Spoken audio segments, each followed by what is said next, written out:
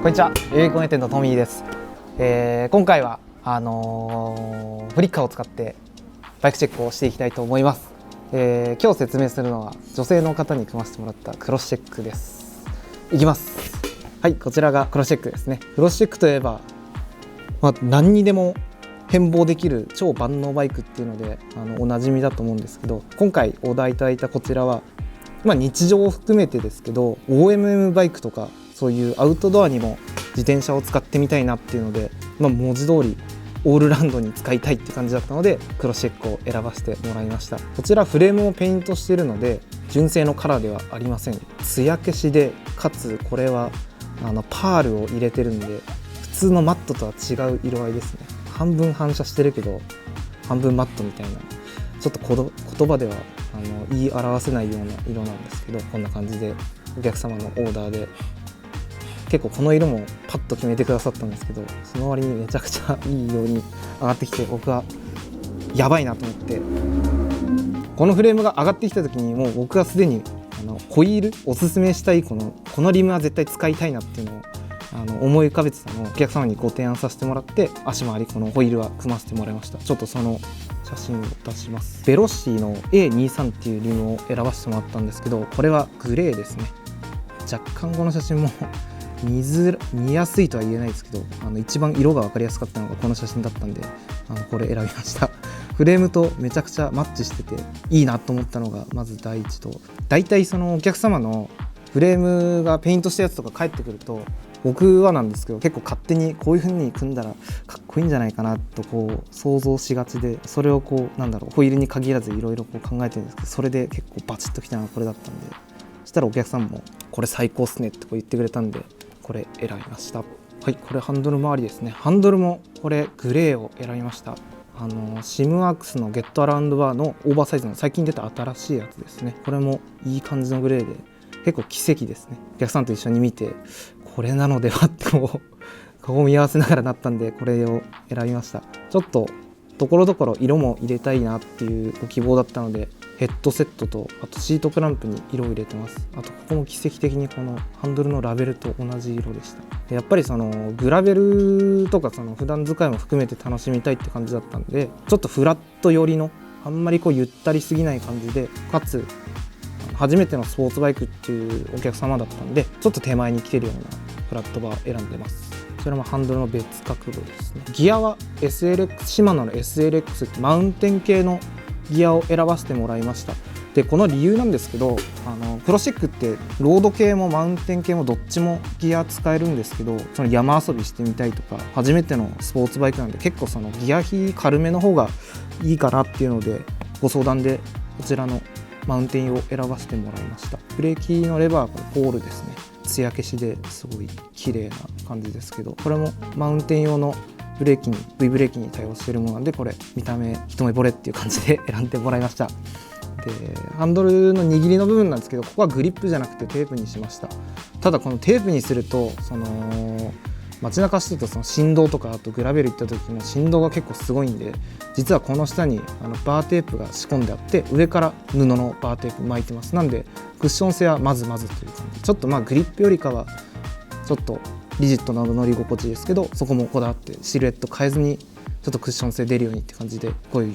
アセンブルにしてます。ヘッド周りから移って今度はサドル周りですね。このサドルはお連れ様のお下がりっていう感じで、もうちょっと味は出てるんですけど、これからお客様自身で育てていきたいっていう感じだったので今後楽しみですね。先ほども言いましたけど、ここはシートクランプフィルウッドのものでヘッドと統一してます。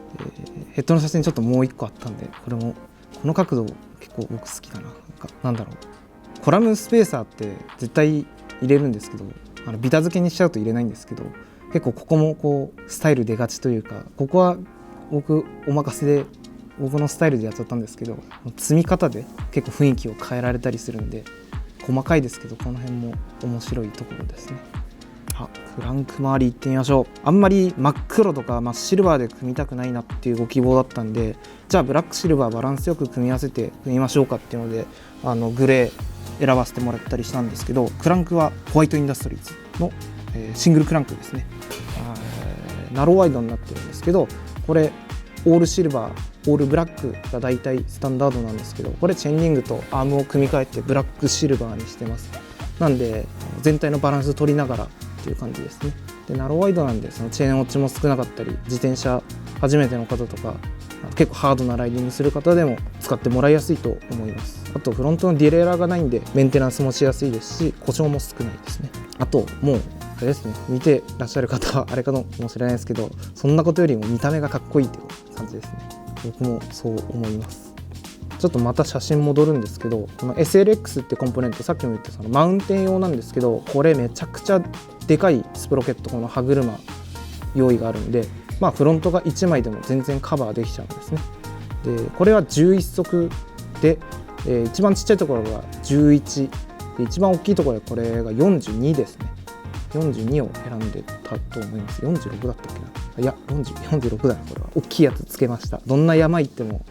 全然へっちゃらだと思うのでこれにしました。なんで OMM とかでも全然戦えると思います。戦いに行くのかわからないですけど、全然楽しめる仕様になってると思います。マウンテンのギアのいいところがスタビライザーっていうのがちょっとグレードが上になるとついてるんで、この SLX もついてるんですけど、ここら辺にこうレバーがあって、これをオンにしてるとこのディレイラー自体がバタバタしないんでチェーンが落ちにくくなるっていう仕組みですね。なんで下りの時とか結構有効ですけど、走ってる最中にはちょっとできないんで、走るところとかその行くシチュエーションでオンオフしてあげるといいと思います。なんでフロントシングルでこれがついてると鬼に金棒みたいな感じですかね。はい、こちらハブを上から見た絵になるんですけど、これはシマノのハブ使ってます。フィルットとかホワイトインダストリーズとかクリス・キングとかいろいろあるんですけど、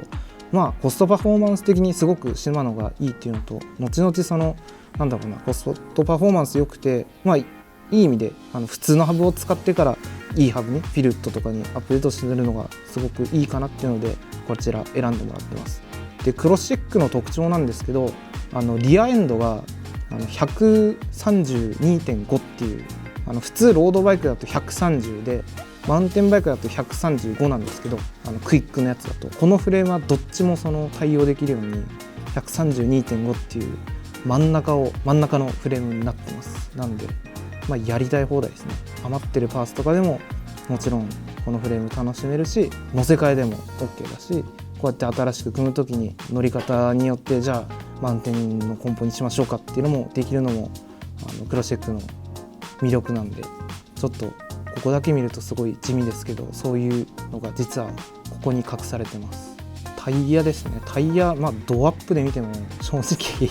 そんなにボリューム感とかちょっと分かんないと思うんですけど、これは、43mm ですね。ちょっと太めのタイヤを選んでます。ただそんなに見た目よりゴツゴツしてるパターンではないんで、街乗りもしてもらいやすいですし、グラベルライドも楽しんでもらえるかなっていう感じでこちら選んでます。ちょっと上からだと見づらいんで写真変えます。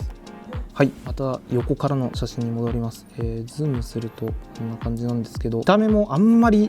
超絶太いやつとか履かせちゃうと見た目的にもごつくなりすぎちゃうのと、あと自転車的にこの BB ハイトってここが上がっちゃうんですよね。なんで BB ハイトが上がっちゃうと何が起きるかっていうと、結構その自転車として不安定な乗り心地になっちゃうんで、あんまり極端なタイヤの太さはやめとこうっていうので 43C にしてます。クロスチェックだともっと太いのとか入っちゃうんですけど、なんかグラベルライドとか楽しむとかだったらこれぐらいがもっと細くてもいいんですけど、乗り心地も重視してバランスも重視してっていう感じだったら43とか40ぐらいがすごくおすすめです。でこれはグラベルキング、これパナレーサのタイヤですね。サイドがブラウンを選んでます。サイドスキンって肌色のやつではなくて、これブラウンでちゃんとここも割と頑丈なゴムなんで、サイドスキンなんかよりは全然強度も高いですね。でこれもチューブレスコンバーチブルなんで、どっちもチューブ入れてもチューブ入れなくても OK って感じで、リムもチューブレス対応してるんでどっちも切るんですけど、街乗りが基本的にメインって感じなんで、メンテナンス性含めてチューブを入れてお渡ししています。あとこの真横からだと見えなかったこのロゴが、これ僕がよくちょいちょいやるんですけど、本当はこのフォークとかに貼るデカールをちっちゃく切ってここにちっちゃく貼ってます。なんか何もない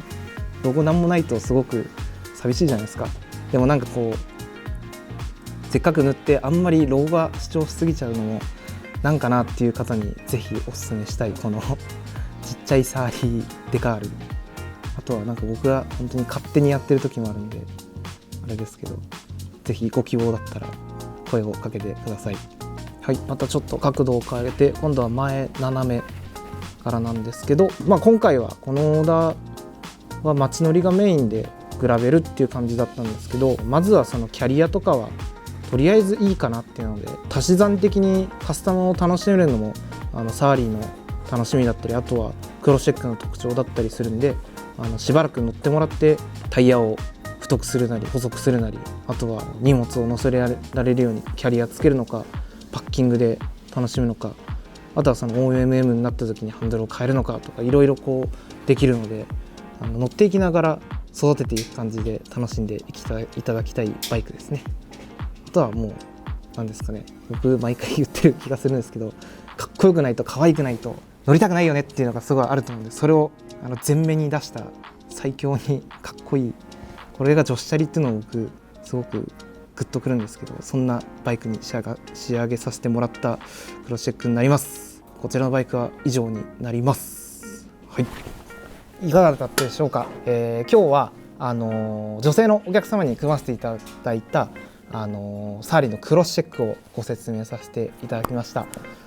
クロスチェックは僕も持っていてすごく万能な車体っていうのはもう重々承知してるんですけど、女性の方が乗れたりだとか、サイズの展開も多いですし、マウンテンバイクのコンポーネントとかロードが使えたりとかなんとかっていうのを直接こうやって